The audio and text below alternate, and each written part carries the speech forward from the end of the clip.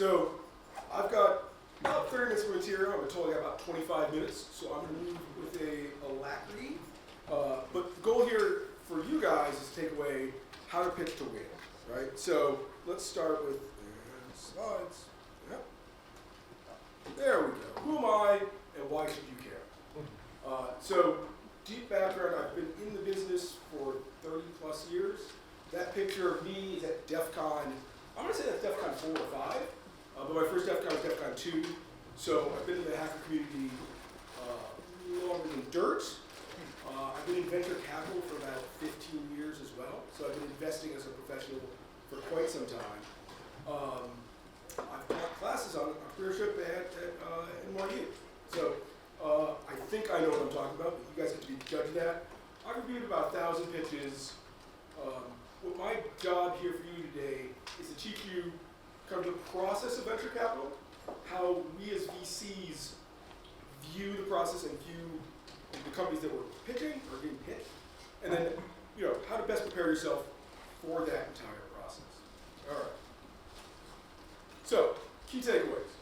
Understand the enemy, right? Not really the enemy. You're going to be partnered with the person that you're pitching, but understanding really how they view what's going on and how to best present your company is step one.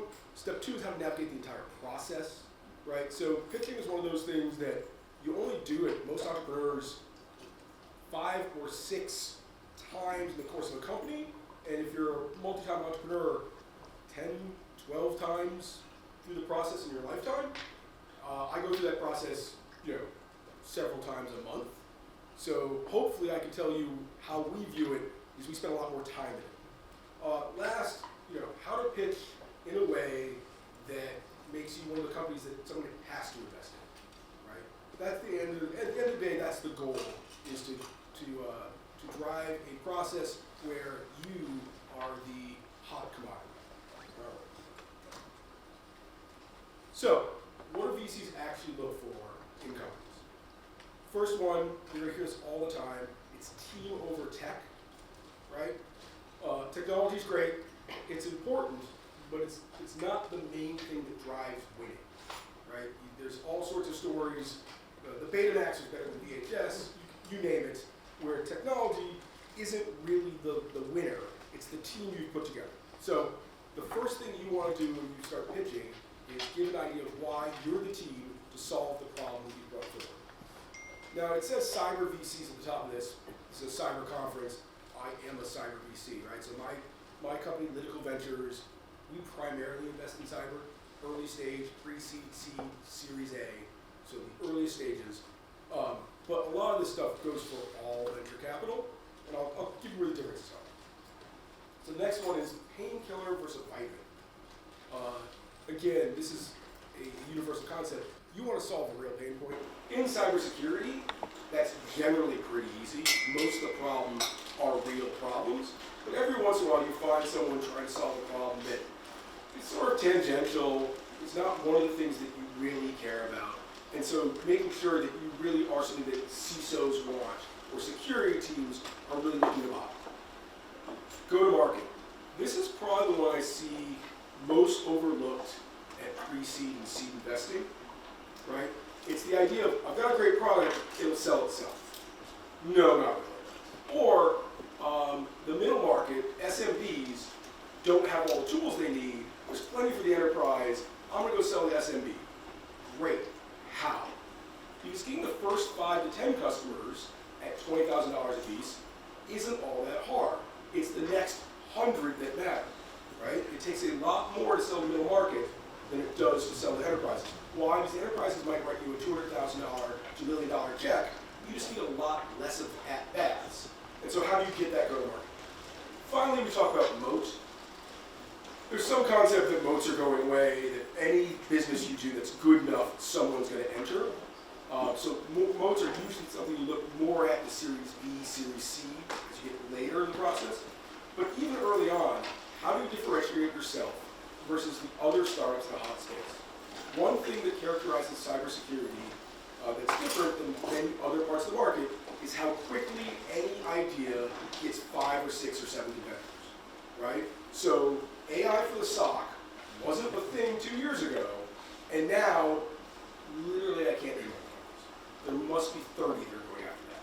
And so how do you win against 30 other competitors that are all smart, they're all capable, and some may be better funded? So that's kind of where we view your moat. Okay, so, as I said, know your audience. You're trying to partner with this person. So trying to figure out how they think, and then how to be on an equal playing field with that person, right? Your job, and I'll say this again later, I believe, is not to be a supplicant to the VC, but to be a partner to them. All right, so different types of VCs. First, you've got a generalist VC. That's someone that invests across the board. Maybe they do enterprise only, or maybe they do all SaaS software, right? So what's the difference between them and someone like myself or the numerous people at other firms that focus only on cyber, right? So your pitch is going to have to be different. If you're pitching a generalist, you're probably going to have to explain the problem. You're probably going to have to explain the space around the problem. Oh, I fit into the world of cybersecurity at this point, right? I plug into the SIM this way. I'm doing identity. Here's the 5 or 6 competitors you need to look at. They're going to have a less focused network, so their diligence is going to be harder, right? It's going to be more difficult for them to prove what you're saying, and then they're just going to have less general market knowledge, right? So you're going to have to fill all that in. On the other side, when you go to an investor who's cyber focused, and that might be a cyber focused VC firm like mine, but it could just be a cyber person in a generalist fund, right? There are plenty of really smart, savvy, have been in it a long time cyber people at generalist funds.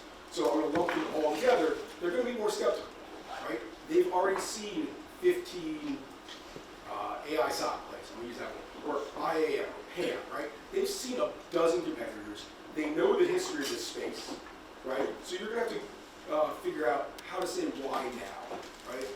The good news is you don't have to educate. You say, oh, I'm in the privacy and asset management.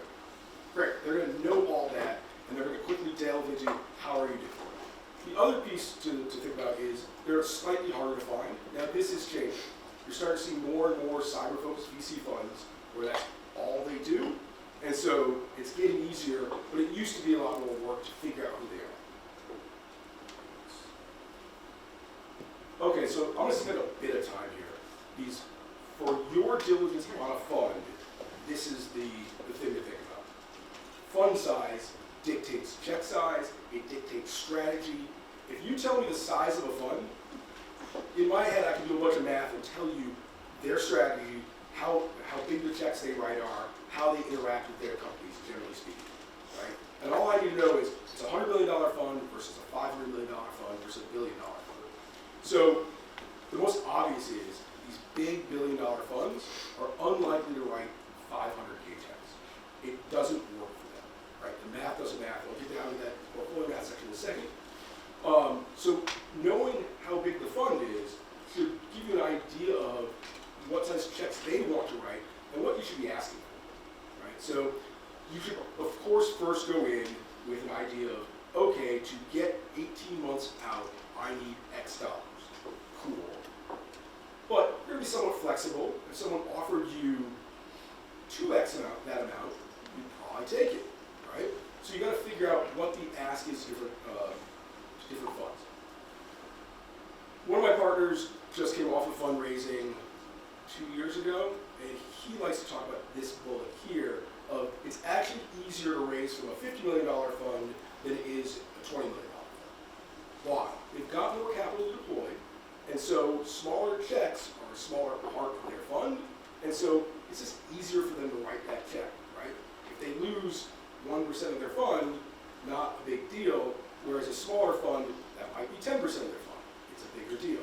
So knowing kind of where you fit into their risk reward. So now let's do portfolio math, right? If you look at the traditional bigger funds, $500 million funds, they need to own, math's up there, they need to own 25% of a $2 billion outcome to return their fund. And that's the goal of every investment in a venture capital portfolio. They want to return the entire fund with one investment. If you're that investment, you're the big winner, and you pay for the fund, and then everybody else gets them to their 2 or 3X. But that's the goal of every investment. So, if you're going to take money from I'll pick Andreessen there. Andreessen, and they've got $1 billion fund, and they're going to take 20% of your company, right? They need a big outcome to return $1 billion. And that's essentially what you're signing up for. So there's a founder I know who took money from Kleiner. I shouldn't say Kleiner, but let's just pretend. I won't say the founder, that's how I'll say it myself. And he sold his company for $150 million. Pretty good outcome, right? The investors made 3x their money. They should be happy. But Kleiner wasn't happy because they had bet on him as a $1 billion outcome. So they felt like they had, missed a shot on goal, and they would have rather put that money somewhere else. Even though they got 3x the right, they did great. But, so knowing where your VC is focused should let you understand the ride that you're signing up for. Okay, last but not least, how many deals do you do a year, and where are they in their fund cycle, right? So if you find a fund that does 20 deals a year, awesome, right? They do lots of deals. Other funds only do 2 or 3 a year. Are you going to be that 2 or 3? It's a difference.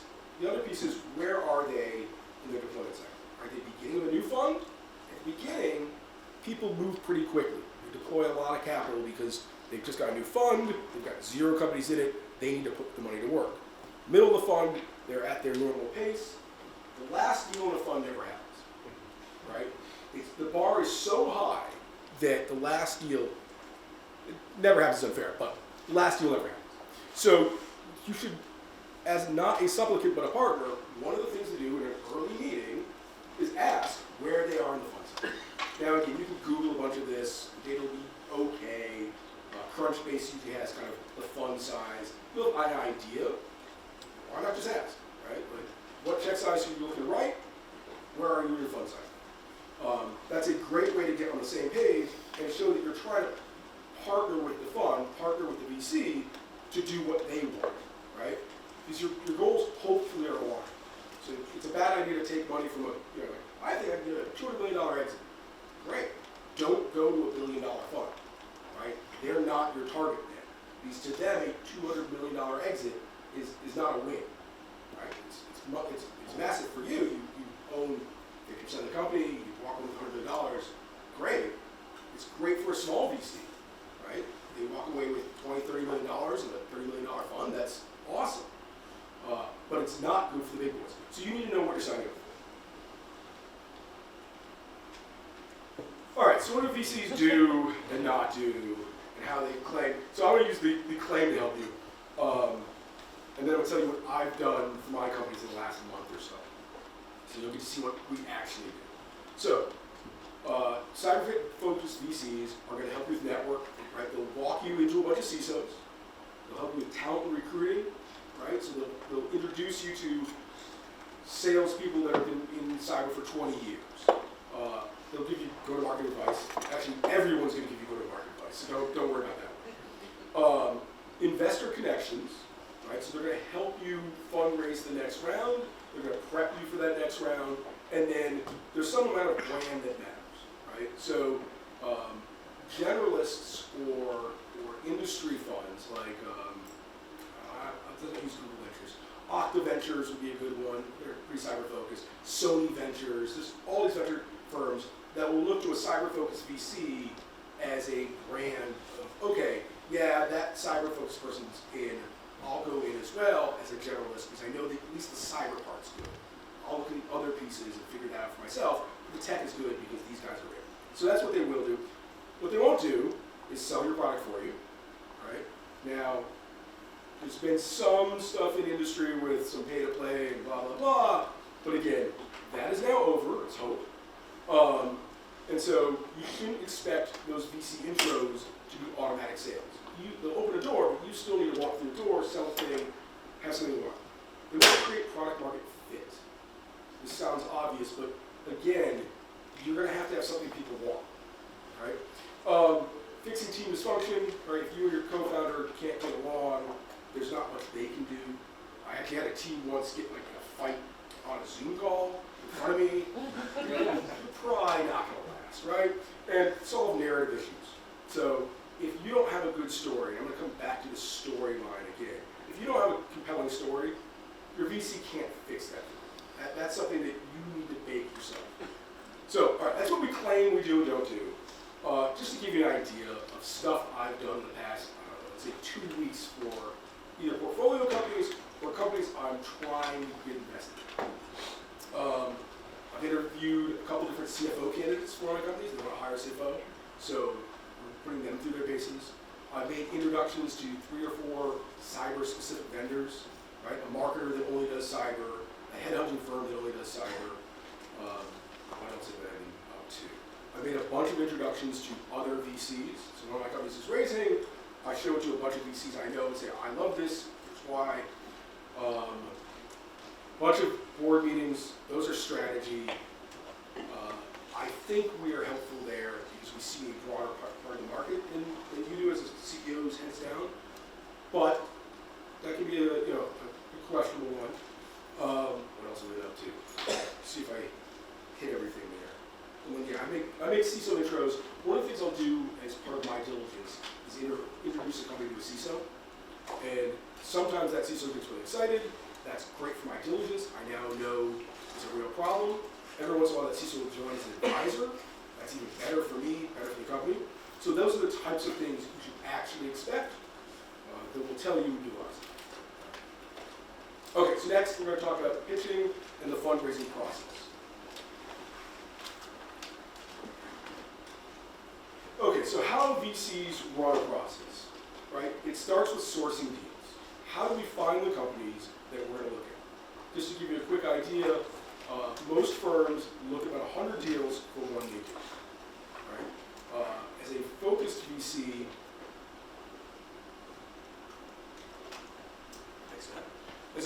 VC, we tend to look at a little less, right? Because I get to toss out all the random marketplace deals that I'm not going to do. But still, you're going to be in that funnel. So how do you get in the funnel with the key? Warm intros are much stronger than just emailing a deck to someone. So I've done a few deals where someone just emails me a deck and says, hey, I'm doing this thing, I'd like to talk to you about it. I've done 20% of my deals, maybe 10, 20. It's not that many. I'm not hard to get to, right? I know a large swath of the industry, so you should be able to find a way in. Quickly, the stuff I love is when other hackers or founders make an intro. That is high quality to me. When my CEOs call me and say, hey, I like this company, that's great, CISOs. The CISO Coinbase calls me and says, I'm going to use this thing, you should take a look. Awesome. When other VCs send me a deal, it's a mixed bag. Why am I so lucky they're going to give something away? So if they're a generalist and they say, hey, I want to do this deal if you're interested, cool, great, I know why I'm involved. If it's a later stage fund, one of these billion-dollar funds calls me and says, hey, this is too early for me, I'd love for you to take a look. Okay, it's not bad, but a lot of those people break their own rules when it comes to going early, right? So if they really love it, they do it. So why am I so lucky? And then the one you really don't want is, this isn't for me, but maybe you'll like it, right? Okay, so fast filters, things that obviously get you knocked out of the process. So this often happens kind of after the first meeting, but it's the reason you're not getting a second meeting. You're not solving a real problem, right? That's obvious, but it still happens. Do we think you're coachable? This one will take a little longer maybe. Coachable is not agreeable. That's not what we're looking for. We're looking for someone who hears feedback, processes it, and then, that fork in the road goes one of two ways. I've heard what you said, I think it's a good idea, here's how I'm going to do it. Or, I heard what you said, I don't think it's a good idea, here's why I'm not doing it. That's coachable, right? You don't have to do what we say, but if you're not going to think about it, because you know more than I do, I can't really work. Realistic valuation. So, the age of AI is now. I have people come into my office and say, I would like to raise $75 million for my seed company, and my entire fund is $50 million, so that's not going to work out. And then, this one is more for focused VCs. Is it an interesting solution? I've seen 45 people try email security, right? Why do I want a 46, 47, whatever? But every once in a while you see something like, oh, that's smart. I hadn't thought of that. That's novel. And that will get you on to the next step. So why people say no, or why don't deals happen and come together? A lack of urgency. There's no reason for me to move, right? So VCs, like any other business, are in the optionality space. If we don't need to make a decision today, we'd rather make it tomorrow when we have more information. That's the nature of the beast. So part of your job is to create that FOMO, the fear of missing out, so the deal gets done. All right, I'm behind by a minute, so I'm going to speed it up and not go through the rest of these. I'm going to assume that people understand founder misalignment. A messy cap deal just means that I have to go figure out how to cram down your earlier investors, something's wrong. Anyway, last but not least, and this one's key enough that I'll pause for it. Once you get a term sheet, for most early stage ventures, their plan is to go through. Term sheet is the, okay, I've got a couple things left to diligence, but I want to do this. For later stage investors, oftentimes the term sheet is the opening to diligence. Okay, I've given you a term sheet, we've agreed to terms, now I'm going to do all the work to see if I want to do the deal. So you need to know which of those two worlds you're in. The later you go, the more like bankers they are, the more a term sheet is an opening rather than a kind of final process. All right. Tactical advice. So aim your raise based on where you are in the company. Each round has a purpose, right? So for pre-seed, I'm making a bet on you and your team. You might have some traction, but not much. At seed, I want to see a POC, I want to see a couple of users, maybe you've got a design partner going, maybe a little revenue. By Series A, you've got some revenue, but it's probably founder-led, right? That means the founders have made the sales. First $1 to $3 million probably needs to be founder-led, right? It's rare you can bring a salesperson in before that habit work. So your Series A is to figure out how to transition it from founder-led sales to a salesperson. Series B and beyond is pouring gas on a fire, right? You know you can hire salespeople, you know how to get them to be productive, and therefore I'm hiring salespeople, marketing, blah, blah, blah. I'm not going to read the deck piece to you. There are plenty of great talks that are just on how to build your deck, but 8 to 12 slides, hit those things. Because of time, go Google one of those. All right. How to engage in early VCs. There's a phrase I like. If you want advice, ask for money. If you want money, ask for advice. So you want to get involved early when you don't actually need the money, right? You come in and you say, I'm not going to be raising for another 2 to 3 months. When I'm raising, I'm going to have these things in place to make you excited. Ask what things I want to see, so on and so forth. Then come back 2 to 3 months later with those things. And I've learned a ton. I've learned that you can execute. I've learned that you can follow up. I now feel much better about our relationship. It's still early, right? It's hard to call 3 phone calls a relationship. But that's what you're trying to lay the groundwork for. Because again, these are marriages. You're going to be with your VC for 7 to 10 years. I hate to say it, but I think most venture relationships last longer than most marriages in the US. So like, you want to get off the right foot. And then weird to hear from a VC, but I'll say it, sometimes venture capital is not the right answer for your company, especially if you're a services company. Cyber has a lot of great services, companies where you can walk away with $2 to $3 million in your pocket every year. That's a great business. It's not a great venture capital business, right? The idea behind venture capital is we're going to put gasoline in a rocket ship, and either you blow up in the launch pad or you make it to Mars, wherever you go, right? That's our model because we can make 20 bets. It's probably not your model in that you're making 1 bet. So know that that's the bet you're making and whether it's appropriate for what you're trying to do.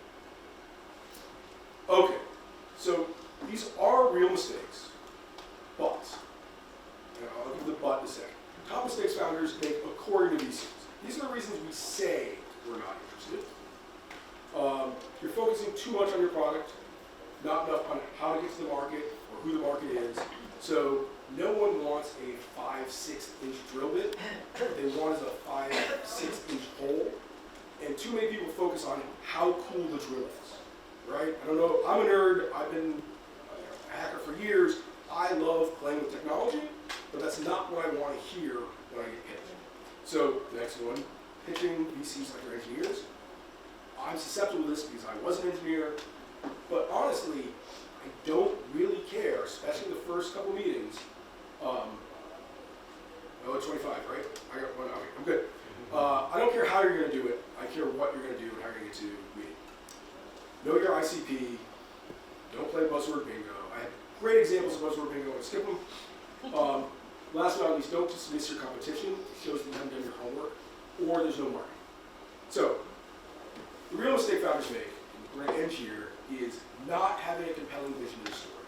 All those other things can be overlooked if you have a compelling vision and a story of how you're going to get there. I see the future. It's an AI-enabled SOC where humans look over the process but don't have to get involved day to day, and here's how I'm going to get there, and here's the money I need for that. That makes an unforgettable story and a pitch